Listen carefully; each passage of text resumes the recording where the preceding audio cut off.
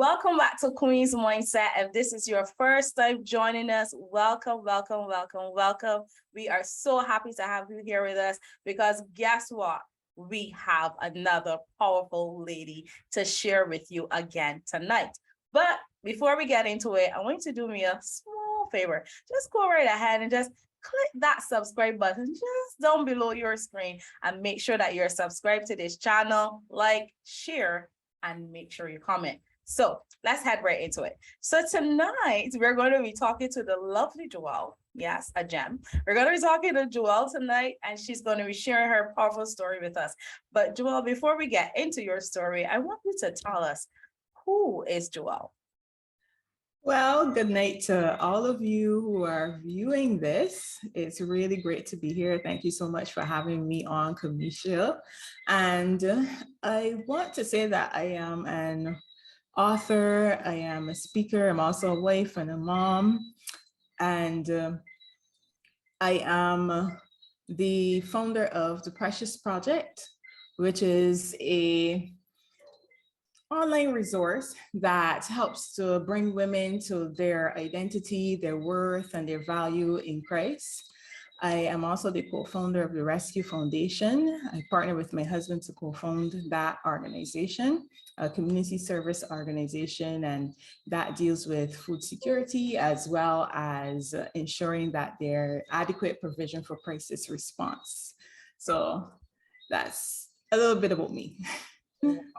Oh, you do so many things. How do you find the time? To be honest, sometimes I ask God the same question: how do you expect me, God, to find the time to do things that you're giving me to do? How do you, But to be honest, I would say that I have learned that there are times and there are seasons and there are moments when certain things come to the fore and other things sit back a bit. And then I've also learned that sometimes just a little step, a little bit, one action a day adds up over time. So I have found different ways of making it work so that I'm able to honor all the things that God has called me to do while still being able to honor his calling on my life as a wife and a mother as well. So yes. Strength, man, strength like no other. Thank God, thank God. So I want you to tell us a little bit about your story, but I want you to start at the beginning and tell us how we all started. Wow. So to tell that story, I would take you back to about 2014 or so. Now, I had been a Christian since I was about 15 years old and so on, but around 2014 was when I really got to that place where God began to show me some of the things that he wanted me to do and how he wanted me to go forward in terms of ministry and that kind of thing. And at the time, although I was reluctant, I said, you know what, okay, God, if this is what you're asking me to do, then sure, I will go forward and I will step into the things that you are calling me to do. And it was like if in that moment of saying yes to him, all of a sudden, it's like my whole life just turned upside down. That's literally what I would say happened. You say yes to God and suddenly it's like everything is coming, right? All at the same time. And it started with him saying to me, I'm going to need you to leave your job, because I was employed at the time. And he wanted me to step out of that job. It took me a while to leave, but nonetheless, I went ahead and I did what he asked me to do. And it was crazy because after taking a whole year to make that decision and to, make sure that I am in obedience to what God is asking me to do, although reluctantly, I step out of that job, and the same day that my husband comes to pick me up, he was also notified that his job is releasing him from his position. Wow. And that was like within the space of that 1 week that we were getting this, finding that we were both in this position. We were like, Lord, how is it that this is what you have asked me to do, and this is what happens as a result? But nonetheless, we pressed on. I went into self-employment, and he eventually went into other employment. But that year, I became pregnant as well. And my son was born prematurely, and he was born outside of the island. At the time, I had a prearranged trip that I had planned to go on before I knew I was pregnant. And I decided with the clearance, you know, you get your clearance from your doctor and whatever, I would still go and be very laid back, not do very much. I would be, you know, calm, not too much moving around or anything. I was very, very careful because I knew that I was in that condition. Yeah. And nonetheless, within about 10 days of being where we were, I started to have some issues and ended up going to the hospital, only to find out that I was in labor. And despite the efforts of the doctors and the medication and everything, my son was born premature at 24 weeks. Wow. So that's really, really early in the space of a pregnancy. That's at about 6 months that he was born. He still had 3 months to go if he were to be born to term. And so I found myself having to spend 3 months outside of the country in the US of A with my son, who was hospitalized at the time. 2 weeks after he was born, though, I received a phone call. I was sitting next to him. I was in the hospital because, well, I was hospitalized for about 10 days, and then he was also hospitalized for that period of 3 months. So while I was there, 2 weeks after his birth, I get a call. And that call is calling to tell me that my father died. My father passed away. That was my brother calling me. And it was crazy because I could not attend my father's funeral. My father passed away in Trinidad. So everybody's in different places. My husband had gone back home to work. He was in Barbados. I was in the States. Dad passed away in Trinidad. So I could not go to the funeral. Yeah. My husband went to represent me. And I was unable to see my dad buried. I was really close to my father and really loved him. And it was really a heartbreak for me. I can imagine. And there were quite a number of other things that happened during probably, I would say it was like an 18-month to 2-year period. And overall, between my husband and myself, we lost about 8 members of our family. He on his side lost about 4, and the same on mine. His brother passed away as well. His brother was young, 35 years old, and just, you know, has a heart attack and dies. And a number of so let's pause for a bit, okay? Because this is a lot to unpack. So all of this was happening while you were in the USA for that 3 months? No, well, while we were in the USA for that 3 months, we did have other deaths in the family. We had my father passed, and then his father passed. So literally, I recall it was a case of we got our son discharged from the hospital, got his documents and everything to travel. And when we were booking that flight and about to come back home, we get a phone call saying that his dad has passed. Wow. So his father passed, and my husband, literally, when we got on that plane and got off, I came home to my house here in Barbados, and my husband had to go around the corner and catch another plane and go to bury his father in Trinidad because he's originally from Trinidad. So, and you didn't get to go either. You didn't get to go to. No, I wouldn't have been able to go because my son was very young still, and that was not possible at the time. So there were so many things that happened. My grandmother passed a few months later, and other relatives passed away. We also had some vehicle accidents and so on that happened in between that time. It was about a 2-year period or so from when everything kind of started, and it just was one thing after another. And over the years, as time passed, my son was also diagnosed with autism because he was very, very premature. And when you have a child that's born premature, there's an expectation that there may be delays, there may be setbacks. Yeah. But in my mind, I had never quite seen or thought that he might be diagnosed with something like autism. In my mind, I had always thought okay, he has some setbacks. All right, we're doing therapy, we're doing the things we need to do. He'll catch up, right? Yeah. And then I remember being in an appointment at a doctor's office, and then another parent asked me, do you have your diagnosis? I said, what diagnosis? I want to know what this man is talking about. No, because I don't know what this man is talking about.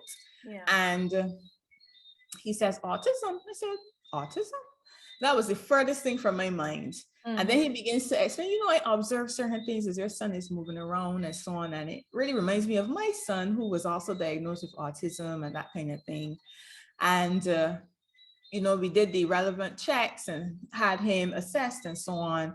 And that was the diagnosis. And so there was a period of, yes, he went through the trauma of him being born early, but then there's also that trauma of a diagnosis that you did not expect or anticipate, and the grief of that and carrying that as well. Yeah, that's a lot. And so I found that after a few years, I was in a space where I think I was functioning fairly well on the outside, but I would come to a point where every year, every few months or so, I would just be sad. And I couldn't quite get past it. You pray and you do everything that you should do, and you push forward and you say, you know what, you know what we do, we brush it under the carpet and we keep moving, right? Moving, because we have things to do, we have life to live, so we keep moving. And I think that's what I did. I kept moving, tried to manage as best as I could, even though I was coming into these seasons of feeling sad, and it would go and it would come. And by about 2019 or so, I got pregnant in 2019, the end of 2019, with my daughter. And that was a pretty tough pregnancy for me. And in 2020, she was a COVID baby. She was born right in the pandemic when everything had shut down. I delivered her. And I remember at that time feeling as though the weight of everything that I had been through had just come crashing on me.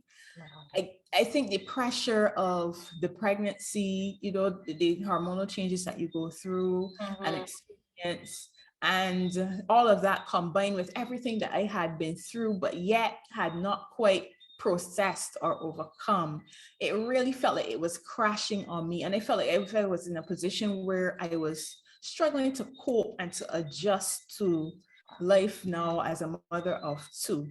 And it was also COVID time.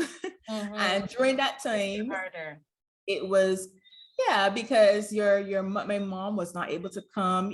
She might have been able to come and help me a bit and have more family support. And even in the hospital, you deliver your child, but you don't have any family that can come and see you or anything like that. So it was really, you really felt the pressure of everything just coming down. And I got into a space where I was like, Lord, I don't know if I can continue. I feel like if this is too much to carry, and I would rather just not exist. I would rather not be in life if this is what life is going to be like.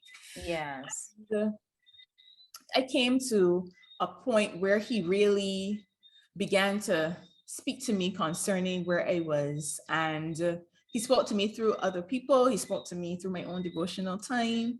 And he began to talk to me and say, you're drowning. And I was like, Lord, what are you talking about? I don't understand. What do you mean by that? Drowning? I'm fine. I'm managing. I'm coping. You know how we do. We think that we're coping and we're not quite. And he was saying, you're drowning. And he says, forgiveness is your lifeline, and forgiveness will rescue you from the pain that you are in. Wow. And I was in the process at the time of writing a devotional series, because I had started as a form of coping with my father's death.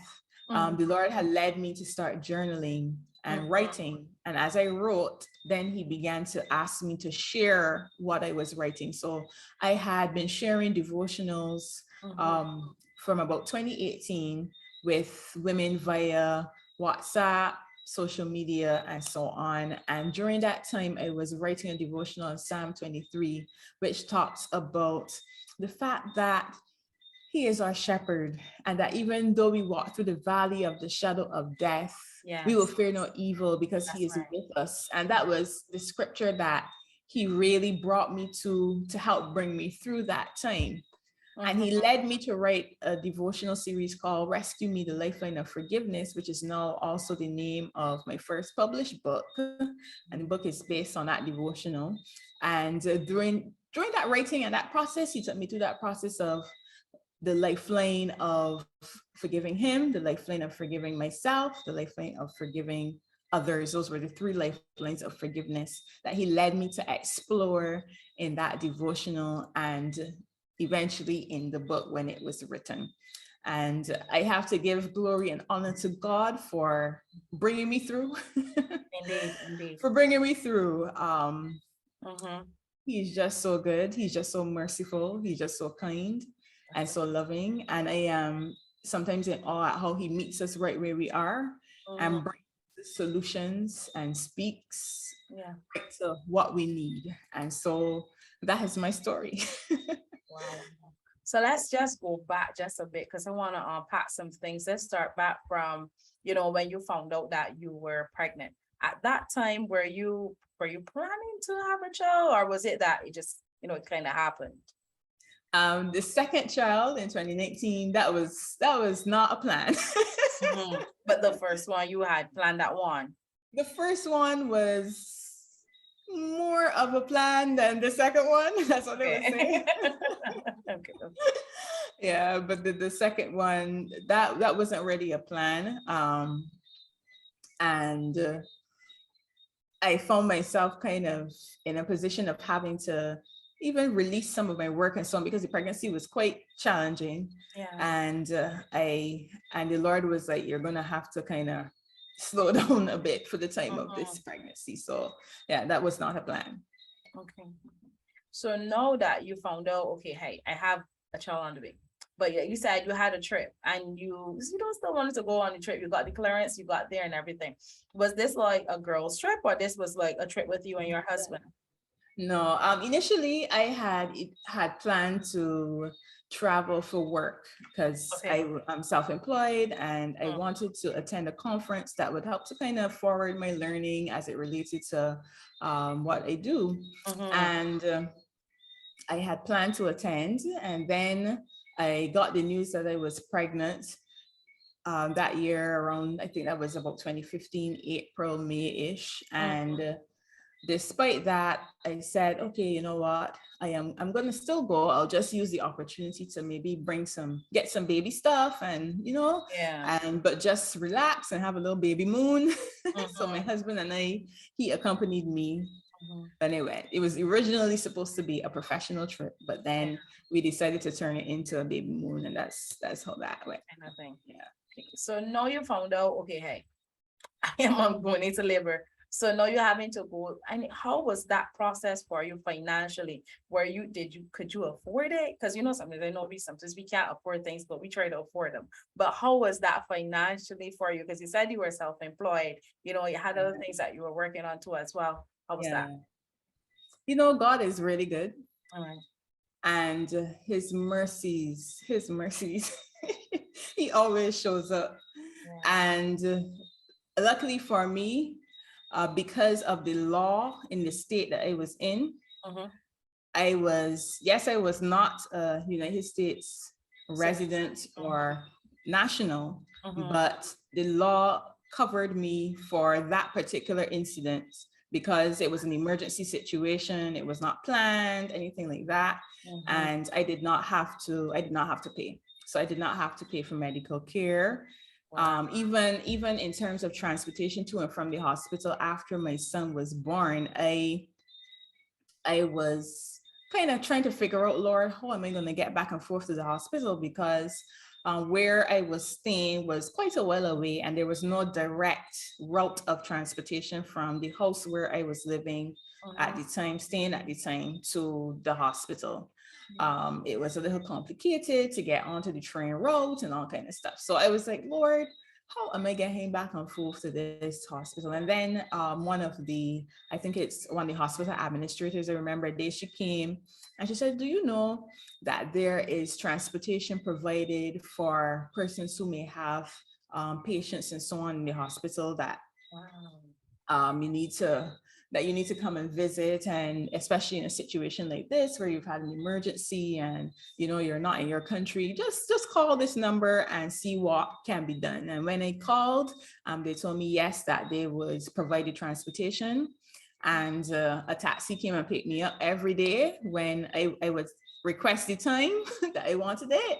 A taxi came and picked me up every day to take me and every day to bring me back home at the end of the day. And it was like, God, you are so good, because I don't know how it was getting there. That's the truth. Yeah. And then the expense of traveling back and forth as well was something that, you didn't want to contend with. So God was really, really good. That's what I would say. Yeah. Well, we serve a faithful God, isn't he? Yes, we do. Yes. So now you got through that. I mean, like, it's still hard, but how was it having to, because I mean, you're in a foreign land. Yes, you would have visited it before, but it's like, oh my God, like, he's premature. I have to leave him every day to return. What type of thoughts were running through your mind in terms of, is he getting the best care? Like, what kind of things were happening, during that process? Fortunately, I was not worried about the care. I found that the care that he received was so excellent, so good. I think the doctors went above and beyond. I think they knew the situation as well, and the emergent nature of it, and the fact that I was away from my home.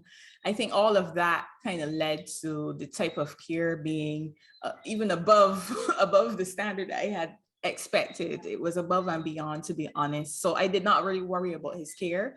And then there was also provision for me to be able to remain with him as long as I wanted. So if I wanted to stay over all night with him, I could do that. I could, if I wanted to come for just the afternoon or just the morning or whatever, I was free to do that. So most of the time I would stay for the majority of the day and then go home at night. And then there were a few times where I would have slept over the night as well with him while he was there in the hospital. Yeah, so I did not have too many worries where that was concerned, because I could spend as much time with him as I needed, and the care was excellent. Good. So did you have like any depression or postmortem after going through the fact that, oh my God, he is premature?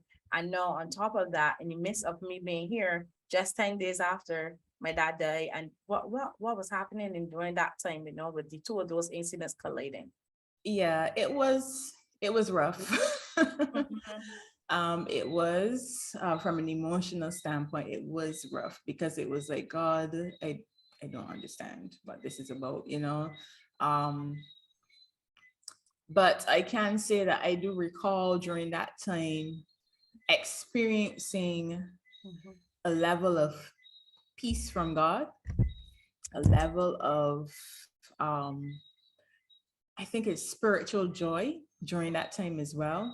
Even though I was in a place of grieving and a place of mourning and a place of pain concerning these things that had happened, still experienced a level of spiritual peace and joy that came from God, that could have only been from God. And I think that was what was able to keep me. I was not in a position of despairing. I was not in a position of giving up hope or being completely lost at that point in time. That's good. So after you found out that he died, and I mean, you had your peace like you just shared, and you had joy, even in the midst of, you were able to be calm. You have, of course, the support from your husband, because he was definitely there in anywhere he could. Then how were you able now? What were the thoughts that came through your mind, knowing, okay, my dad has passed, he's in Trinidad, I'm over here, my husband's in Barbados, I can't get to the funeral. How were you able now to navigate that now, while still dealing with your newborn? That was also challenging, because I was really close to my father, and during the last part of his life, he would have been living in Trinidad and I would have been living in Barbados. So because of that distance, I felt as though, there was time that we had missed, that we didn't get to spend together. I felt as though I wished he had had a little bit more time. I wish he had had time to meet my son and to meet my daughter who came along later, I really wish that he had been around to see them and to experience them. But I was able to kind of navigate that because of, well, technology helped to some extent. I was able to virtually attend the funeral in the sense of just the service online. I was able to at least listen in and kind of hear what was going on. But in terms of burial and so on, I was not able to see that. So I think the challenge that I would have had there would have been with closure and getting the level of closure that I would need. And I think that would have contributed somewhat to why a few years down the road, you're still in that position of feeling that grief in a way that you may not have had you had the opportunity to attend and to get that closure and to understand that, okay, this is finished. Yeah.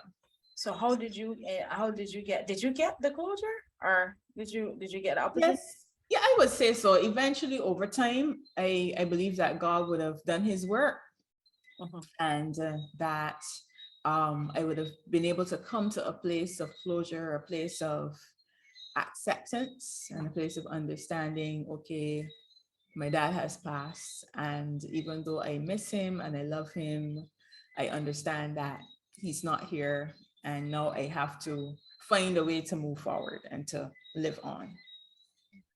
So at any point, did you blame yourself for the fact that your son was premature? Oh, definitely. That was a big part of it. And even in the diagnosis with autism and everything, that was a huge part of my whole journey, this whole rescue me journey, the lifeline of forgiveness. One of those major lifelines is the lifeline of forgiving self.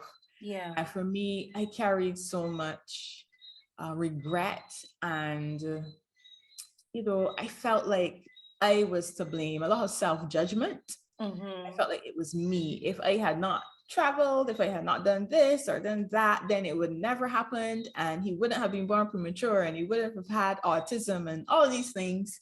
And that is that's a space that I lived in for a while, that space of feeling like it was my fault and I was to blame. And it's only when my daughter was born and going through her pregnancy that I understood that it was not my fault. It was just how my body was biologically. My body needed a little more help to carry a child to term. And so I was grateful for the fact that eventually God revealed that to me, and the fact that he had allowed me during this process of writing this book to come to the understanding that I needed to forgive myself for this, because it was not my fault. It would have happened anyway. Had I been home, he would have still come early because of the body that I had. And that is the area of forgiveness that I really needed to work on. And how long did it take you? Did it take you to forgive and accept that it's not your fault? I would say a few years, because between the birth of my son and the birth of my daughter, my son was born in 2015 and my daughter in 2020. So about 6 years passed between that time, right? And during that time, I'm still thinking this is my fault, right? Wow. And it's only when she was born and I went through that process that I got that understanding of, okay, this may not have been because of you or anything that you did. It was just the biology of the situation. I haven't come to that point. Okay, now you have your second child, and you know what you just went through with your son. At any point did you feel over pressured because you're saying to yourself, I can't allow myself to let what happened to my son not happen to this newborn baby that's about to come into the world? Did that ever cross your mind? Not really. That pressure was not mine. I didn't feel that pressure at all. I know that I did. I remember it did kind of impact the way how I operated to some extent, because I tried to be as careful as I could. And I remember I had my hospital bag packed from like week 20, because I was like, I don't know what's going to happen. Anything could go right. This could go anyway right now. So I remember I was probably the earliest mother to pack my bag in terms of being ready for the hospital. It was like week 20, okay, time to start packing, because the last time it became like way too early. So yeah, it did impact how I prepared and how I operated to some extent, but I didn't really feel pressured. I wouldn't say that I felt pressured. And you didn't have any guilt or anything either? No. No guilt. Okay, good. So when you found out then, okay, my son actually does have autism, how were you able to navigate that? So how was that for you, finding out, okay, this is something that I have to deal with? How did you work? For me, it was huge. It was a big emotional, I would say an emotional roller coaster to some extent. Yes. Because when you have a child that is diagnosed with autism or with a special need, especially in a situation where you had no advance notice, because there are some things that can be diagnosed before a child is born, and you can get it in your mind and you can prepare yourself for it. But in this instance, I did not have any advance warning that this was going in that direction, because I didn't know anything about autism really at the time. I had heard of it, but I didn't really know much about details of that particular condition. And coming to a place where I am finding out that my son is being diagnosed with autism, it was like if the whole ground was being removed from under me. And when you have a diagnosis like that, you go through a process of grieving the child that you expected to have. That's right. And having to, I remember hearing one person explain it as having to dream differently for your child than you might have dreamed before. When you're giving birth, when you're pregnant, you have dreams with that child. You begin to think about, I would like them to go to this school, or I would like them to do this or to do that. And then you have to reframe everything that you dreamed, everything that you thought would happen for that child. And that is a process that you have to go through, of releasing and letting go what you expected and accepting what is.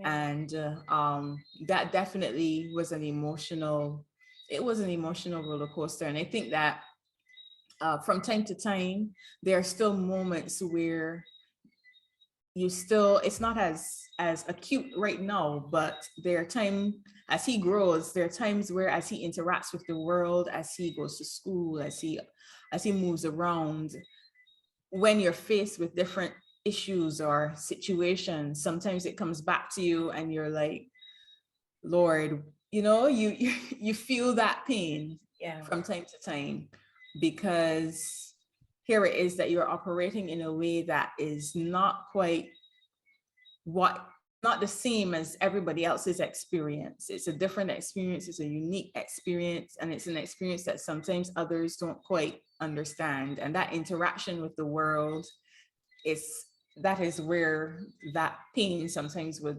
come back. But I'm so grateful for the amount of progress that I have made, and how God has helped me to release him, because I think I was upset with God to some extent about it. To release him from that. Wow. So knowing what you know now, because you were able to birth a book out of everything that you have gone through. So knowing what you know now, if you had an opportunity to start afresh, like not go through what you went through, and for the outcome to be way different to the outcome that you first envisioned, would you take that option? No. Why would you not take that option? I wouldn't. As hard as everything was, honestly, it was tough. Going through all that we went through, it was hard. But I would not take that option, because had I not gone through those experiences, I would not have the understanding that I have as it relates to forgiveness, as it relates to, how do I put this?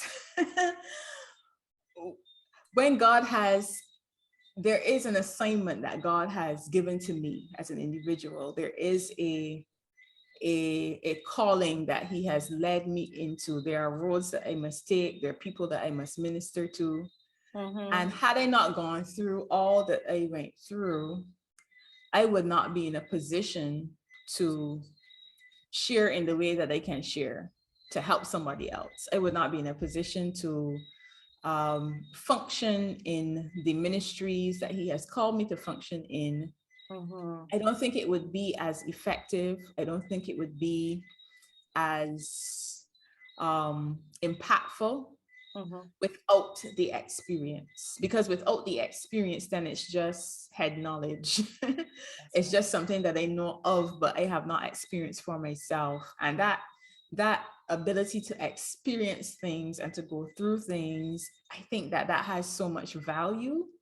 And even though I know sometimes we look back at the bad moments in our lives, or the rough places, the times where things went wrong, whether it's our fault or somebody else or whatever, and we look back at it and we wish that it had never happened. But a lot of the time we can find gems in all of that we can mine, and that can help us to share with the world around us.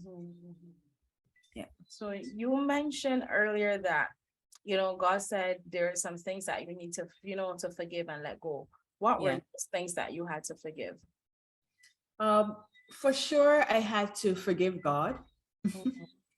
I think I was in a place of feeling disappointed, a place of feeling like God had let me down, feeling as though he maybe had forgotten about me, like I was the forsaken child, and I had to let go some of that towards God, even with my son's diagnosis, even with praying and asking God, can you heal this situation?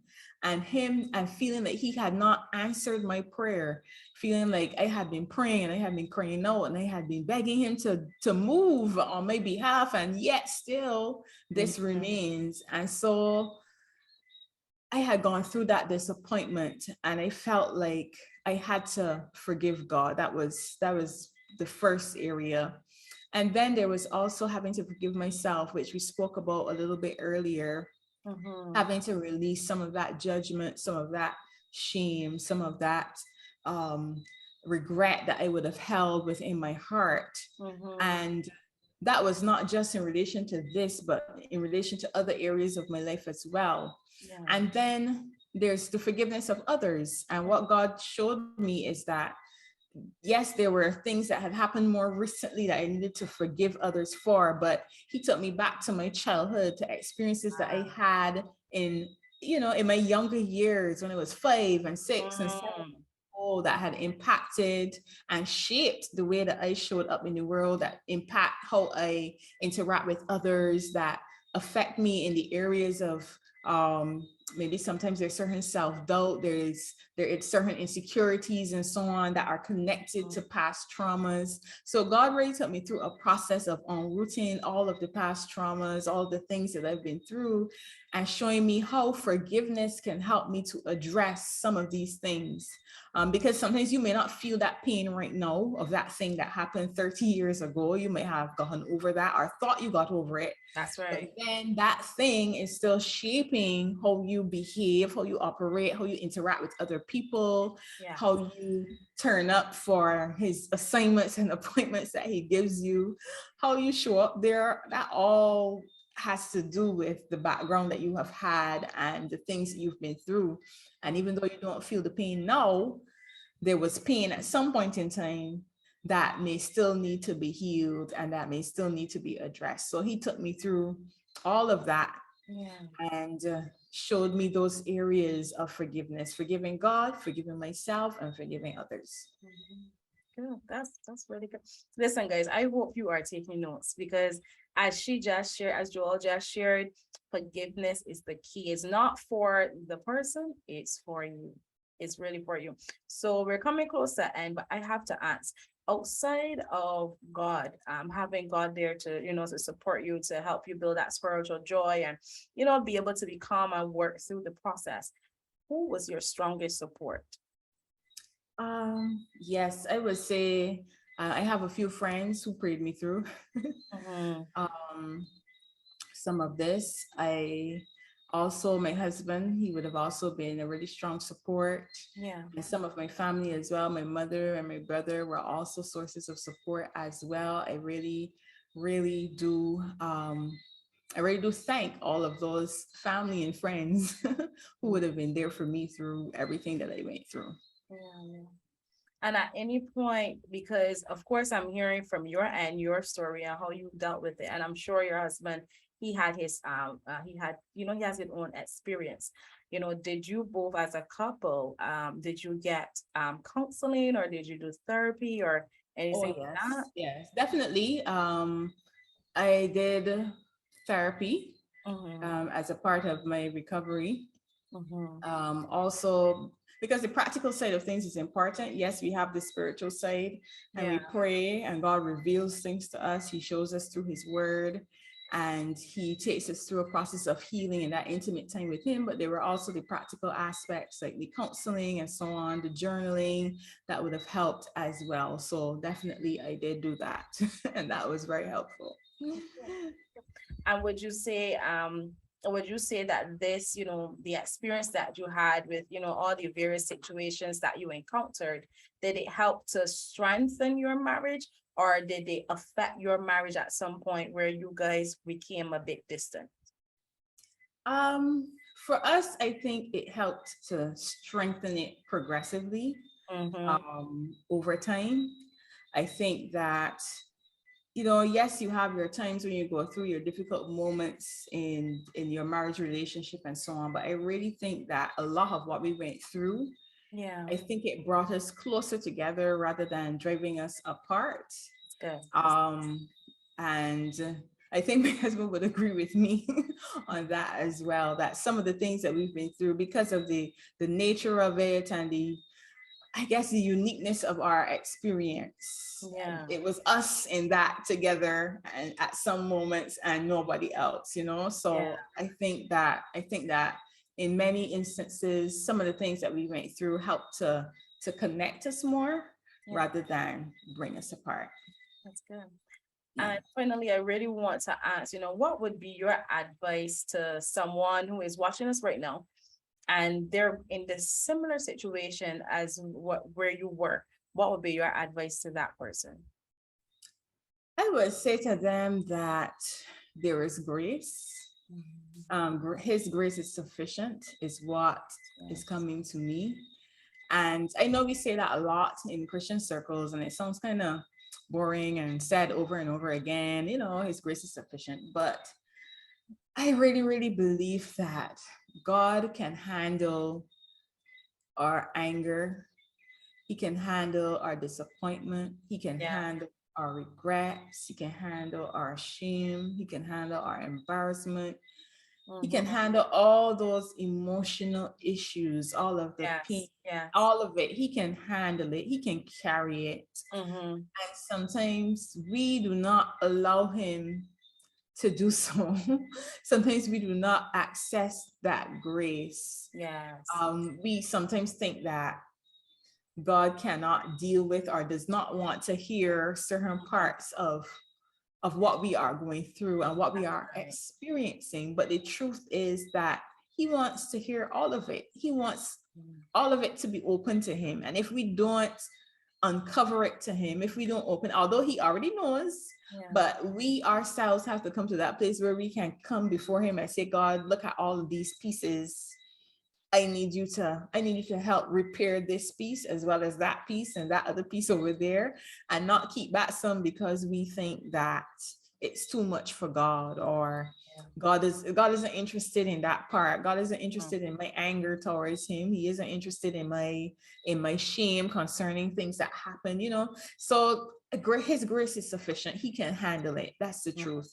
And then his grace is also sufficient for those of us who have to go through that healing process and still function and still operate and still do ministry and still raise children and still be in a marriage and still do all these things while having to walk through that process of healing. His grace is sufficient to help us to do what we're supposed to do and show up in all of those spaces in the way that we ought to show up. So that's what I would say. His grace is sufficient.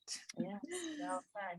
But guys, I really hope, like I said earlier, that you took notes, and I know you got something from this. And we're coming to a close, but before we head out, Jewelle, I want you to tell us again where we can find you. Tell us about your book. You mentioned it earlier. Give us some more information. Tell us where we can purchase a copy. Tell us where we can find you if someone on here wants to reach out and connect with you. How can they get in touch with you? Yes. So Rescue Me, the Lifeline of Forgiveness is really a book for any of us who have gone through some pain. If you've ever been breaking up with God, if you have been in a position of feeling tied down by your past, if you feel as though there are people that you need to release and situations that you need to let go of, this book can be really helpful for you. Rescue Me, the Lifeline of Forgiveness is available on Amazon in both Kindle and print editions. But if you're located in Barbados, you can also get a copy at Things Gospel as well as Days Bookstore. And if you need to reach out to me, you can visit www.therescuelifeline.com. There is a contact form on that website that you can reach out to the ministry, the Rescue Lifeline.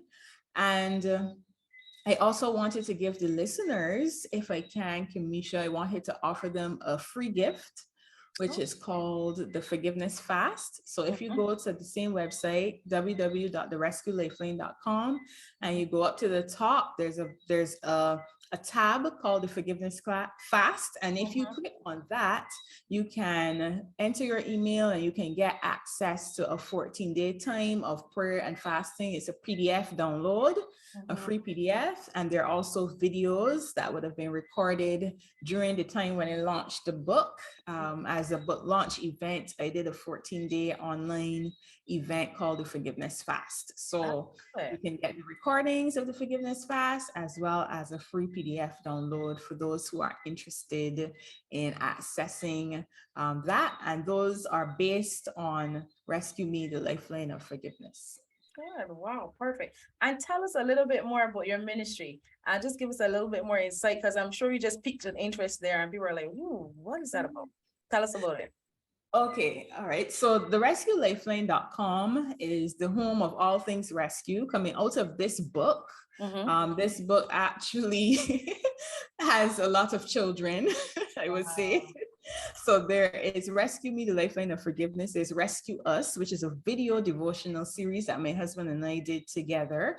That was released in I believe that was the beginning of 2021 that we released that video, a 7-day devotional series that is also available on the website, and that is absolutely free as well.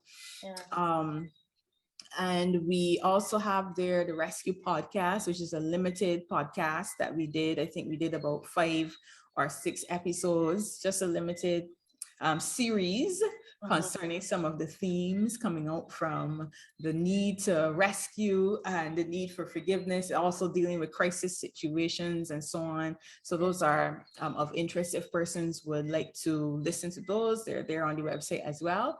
And then coming out of all of this, we also have founded the Rescue Foundation to provide crisis support for our community through a food assistance project, as well as counseling and support services and so on. And that is a joint project between my husband and myself. Wow. So that is what you will find when you go on that website. In terms tell us the website one more last time. www.therescuelifeline.com. Perfect. Well, guys, you heard it here. I told you, it just keeps getting better and better. I hope you guys are enjoying this series because I sure am. I'm learning so much and I hope you guys are too. But one of the main things that I want you to do with all of this information is to apply it. Take it and apply it so that you can become better. Take the portion that's for you and you run with it. Jewelle, I just really want to say thank you so much for coming out tonight and sharing from your heart with us. I am sure that some woman on here right now who is watching us, they were blessed. You just clarified a lot of things, answered some prayers for them, and they are happy that you were here. So thank you so much. Guys, Thank make you sure for having me. yes, you are welcome. Guys, make sure if you have not done it already, just drop down below, hit that subscribe button, subscribe to this channel, and share this video. And make sure you leave us a comment because, of course, both Jewelle and I will love to hear your views on what was shared here tonight. Thank you so much for joining us and see you guys next time. Goodbye. Bye, everybody.